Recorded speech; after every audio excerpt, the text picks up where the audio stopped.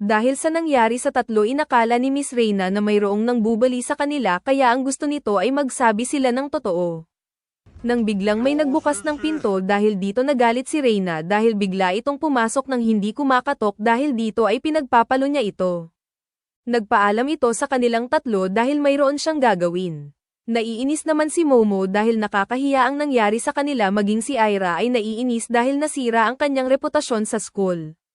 Tinanong ni Momo si Aira kung kailan pa nito kaya gamitin ang kapangyarihan ng Acro Silky. Sinagot ito ni Aira na kanina niya lang ito nagamit at nagising na lang siya habang nakikipaglaban. Kaya naisip ni Momo na naipasa rin ang kapangyarihan ng Acro Silky kay Aira. Sinabi naman ni Okaran na dahil dito ay magiging target na rin siya ng mga alien na kahit napaurong ni Aira ang mga alien. Dahil sa kapangyarihan nito ay babalik at babalik ang mga alien. Ngunit nagtataka si Momo dahil kung kapangyarihan lang ang habol ng alien bakit hindi sila dumiretso sa pinagmulan nito. Kaya napaisip si Okaran na kahit may advantage ang mga alien sa kanila ay hindi ito nasugad sa kanila dahil sa mga halimaw. Pinaliwanag ni Okaran na kahit saang lugar sa mundo ay may mga multo at demonyo. Sa madaling sabi ang mga multo at demonyo ang nagtatanggol sa mundo. Kahit pa mayroon teknolohiya ang mga alien ay matatalo pa rin sila dahil sa mga halimaw kaya gusto ng mga alien na pag-aralan ang mga tulad nila na may espiritual na kapangyarihan. Para makabuo ng kagamitan na makakatalo sa mga halimaw. Baka nakuha na rin nila ang itlog ni Okaran at kailangan na nila ito mabawi. Dumating naman ang kaibigan ni Aira at pinagbintangan na si Momo ang may kasalanan ng lahat sa pag-alis ni Aira. Tinanong ni Momo si Okaran kung anong ginagawa nila ni Aira noong lunch break. Nagpaliwanag si Okaran na dahil gusto siyang halikan ni Aira kaya pinigilan niya ito ngunit natamba sila at yun ang pagkakataon na nakita sila ni Momo. Ngunit tinanong ito ni Momo kung anong ginagawa niya doon. Sinagot ito ni Okaran na dahil gusto niyang mapahanga si Momo pag bigla siyang lumakas. Dahil lalaki din siya ay gusto niyang isipin ni Momo na astig din siya. Ikinatuwa naman ito ni Momo. Bago pa umalis si Okaran tinawag ito ni Momo habang nahihiya. Ngunit biglang dumating ang kaibigan ni Momo at tinanong sila kung anong nangyari sa kanila. Sinagot ito ni Momo na kahit ipaliwanag niya ay hindi nila ito maiintindihan. Habang nakaupo si Aira ay nag-aalala ang kanyang mga kaklase dahil sa nangyari sa kanya. Pero sinabi ni Aira na ayaw na niyang pag-usapan ang nangyari sa kanya. Ang balak ni Aira ay pagpapatuloy niya lang ito hanggang makalimutan nila ang nangyari. Ngunit naisip ng mga kaklase ni Aira na baka si Momo ang may gawa dahil sa maraming chismis ang kumakalat tungkol kay Momo. Nakonsensya si Aira at inamin na siya ang nagkalat ng chismis tungkol kay Momo kaya wag na silang magalit kay Momo. Habang nakaupo sa labas naiinis ito dahil wala na ang kanyang magandang reputasyon.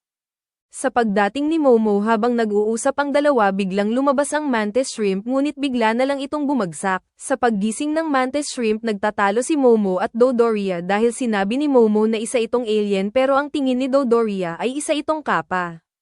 Sinabi naman ni Aira na kahit tinulungan nila ito ay baka atakihin pa rin sila nito. Sa pagtayo ng Mantis Shrimp nakita niya ang pagkain sa kanyang paa. Dahil hindi alam ni Momo ang kinakain nila kaya binigyan niya ito ng curry. Napaiyak naman ang Mantis Shrimp dahil ngayon lang may nagmalasakit sa kanya dahil doon ay hindi na niya iisipin na saktan pa sila. Habang kumakain ito ay sinipa ito ni Dodoria dahil puro taba ang kinakain nito. Maging si Okaran ay sinipa ng pusa dahil kinain ni Okaran ang sushi nito. Pati si Momo at Aira ay nag-aagawan ng pagkain hanggang nagkagulo na silang lahat. Nagpaliwanag ang Mantis Shrimp na kaya niya nagawa iyon ay dahil may sakit ang kanyang anak at kapag dumudumi at umiihi ito ay may lumalabas din na dugo. Na kung hindi mabibigyan ng dugo araw-araw ay maaari itong mamatay. Kaya kailangan niya ng maraming pera para sa kanyang anak. Nagkwento ang Mantis Shrimp na habang may digmaan sa kanilang planeta ay umalis siya para makaipon ng pera dahil malalakas ang katawan nila ay pwede sila magsilbi bilang mga bodyguard. Pero dahil mahina siya ay walang maibigay na trabaho para sa kanya kaya puro ilegal lang ang kaya niyang gawin. Kaya tinanong ito ni Okaran kung paano ba magagamot ang anak ng Mantis Shrimp pero dapat ay tulungan siya nito na maibalik ang kanyang ari.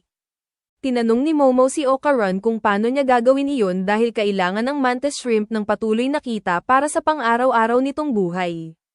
Ngunit ayaw ni Okaran na pabayaan ang mantis shrimp matapos nilang malaman ang pinagdadaanan nito kaya gusto niya itong matulungan. Sinang-ayunan naman ng mantis shrimp na tama ang sinabi ni Momo kaya masaya siya na handa silang tumulong sa kanya. Muli siyang nangako na hindi na sila muling sasaktan pa. Sa pag-alis ng mantis shrimp tinawag ito ni Dodoria. Sinabi na matindi ang amoy ng dugo nito kaya inamoy niya ito at tinanong kung ang puti na nalabas sa katawan nito ay ang kanyang dugo. Dahil pamilyar ang amoy nito kay Dodoria naglabas ng gatas si Dodoria at pinatitikman ito sa mantis shrimp. Nang inumin ito ng mantis shrimp sobra ang tuwa nito dahil kaparehas ito ng kanilang dugo. Pinaliwanag ni Dodoria na kaamoy ng benda niya ang mga pinamunas niya sa gatas. At pwedeng isipin na ang gatas na iyon ay ang dugo ng baka. Hindi niya din akalain na yun din ang dugo ng kapa. Kaya ang kailangan na lang nito ay mag-uwi ng madaming gatas. Kaya sinabi ni Dodoria na kakausapin niya ang kanyang kakilala at ihihingi niya ito ng baka. Naiyak naman sa tuwa ang mantis shrimp. Habang tumataas ang baka, nagpapasalamat ang mantis shrimp at hindi niya din makakalimutan ang kabutihan nila. At nangako sa oras ng pangangailangan nila ay siguradong babalik siya. Natutuwa naman ang tatlo dahil sa sobrang laki ng spaceship, sa bilis nito ay bigla na lang itong nawala. Nagmamakaawa naman ang tatlo kay Dodoria na ibili sila ng bagong uniform dahil wala silang pera pambili. Ngunit nang marinig ito ni Dodoria ay nagalit ito. Sinabi ni Dodoria na siya ang bahala sa uniform nila Aira at Okaran. Kaya nagreklamo si Momo bakit hindi siya kasama. Sinagot ito ni Dodoria na dahil ang itsura ni Momo ay nagsasabing gamitin natin ang mga nakatatanda. Inutusan ni Dodoria si Momo na gayahin si Hiroshi Abe. At huwag titigil hanggang hindi niya sinasabi na tapos na, pero tinanggihan ito ni Momo kaya sinabi ni Dodoria na hindi niya ito ibibili ng uniform. Nang gawin ito ni Momo tuwang-tuwa naman si Aira habang si Okaran ay cute ang tingin dito. Nang may pumindot ng doorbell inutusan ni Dodoria si Momo na buksan ito. Nahiya naman si Momo nang makita si Gigi tinanong ito ni Momo kung bakit ito nagpunta sa kanila. Tinanong din ni Okaran kung sino ito. Sinagot ito ni Dodoria na kababata ito ni Momo at ang first love ni Momo na ikinagulat naman ni Okaran.